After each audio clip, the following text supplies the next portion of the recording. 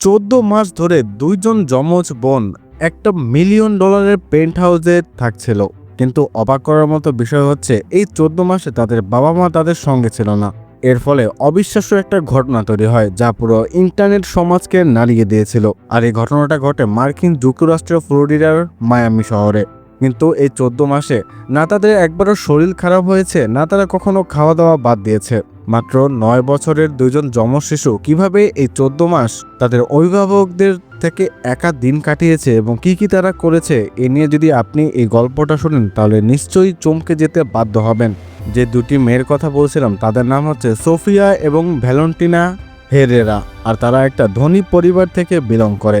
তাদের বাবা মা হেররা পরিবার মায়ামির একটি অত্যাধুনিক পেন্ট হাউসে থাকতেন, যা সমুদ্রের দৃশ্য দেখা যায় এবং সুইমিং পুল, জিম সহ সকল আধুনিক সুবিধার সমৃদ্ধ ছিল।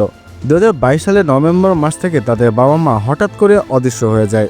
কোনো খোঁজখবর নেই, কোনো ফোন, চিঠি, যোগাযোগের কোনো চিহ্ন নেই। অনুমান করা হয় তারা কোনো ব্যবসায়িক কিংবা ব্যক্তিগত কারণে চলে গিয়েছিলেন, কিন্তু কোনো ব্যবস্থা না করে।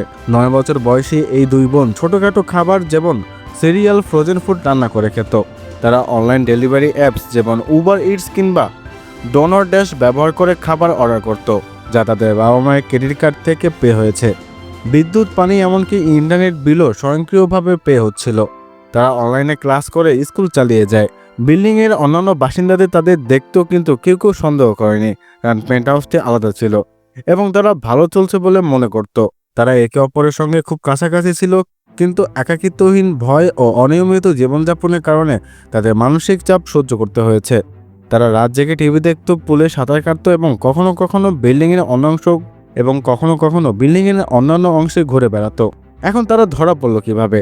2024 সালের জানুয়ারি মাসে প্রায় 14 মাস পর স্থানীয় কর্তৃপক্ষ, সম্ভবত চাইল্ড প্রোটেক্টিভ সার্ভিস বা পুলিশ, একটি রুটিন ওয়েলফেয়ার চেকের সময় পেন্ট হাউসে প্রবেশ করে। একটি স্কুল টিচার কিংবা প্রতিবেশী অভিযোগের ভিত্তিতে এই তদন্ত শুরু হয়। তারা দেখেন যে দুই বোন একা থেকে একটি বাড়ি তুলনামূলক পরিষ্কার, কিন্তু অভিভাবক অনুপস্থিত স্পষ্ট ছিল। দুই বোনকে অবিলম্বে সুরক্ষিত আশ্রয়ে নিয়ে যাওয়া হয়। তারা তাদের মানসিক এবং শারীরিক স্বাস্থ্য পরীক্ষা করে। অভিভাবকদের খোঁজ এখনও চলছে, কিন্তু তাদের খোঁজ পাওয়া যায়নি। পুলিশ এটিকে মিস্ট্রি রিপিয়েন্স হিসেবে তদন্ত করছে। বর্তমান সেপ্টেম্বর 2025 সাল অনুযায়ী বোনেরা ফস্টার কেয়ারে আছে এবং কাউন্সিলিং নিচ্ছে। গল্পটি ইউটিউবের স্টোরি টেলিং চ্যানেলগুলোতে যেমন দ্য মায়ামি টুইন মিস্ট্রিতে জনপ্রিয়তা হয়েছে, যা তাদের বেঁচে থাকার ক্ষমতাকে হাইলাইট করে। কিন্তু প্রশ্ন হচ্ছে, এই দুইটা মেয়ে এতদিন ধরে কিভাবে বেঁচে ছিল, আর কিভাবেই বা তারা টানা 14 মাস খাবার দাবার খেলো এবং অন্যান্য বিদ্যুৎ বিল, অন্যান্য যত ধরনের বিল রয়েছে সেগুলো পরিশোধ করলো? আর কেনই বা তারা মোটেও ভয় পেল না? আর তাদের বাবা মায়ের কিংবা কোথায় গেল? এইসব প্রশ্ন নিয়ে এখনও কিন্তু মায়ামিতে বেশ বিতর্ক চলে যে আসলে এখানে ঘটনাটা হচ্ছে কি।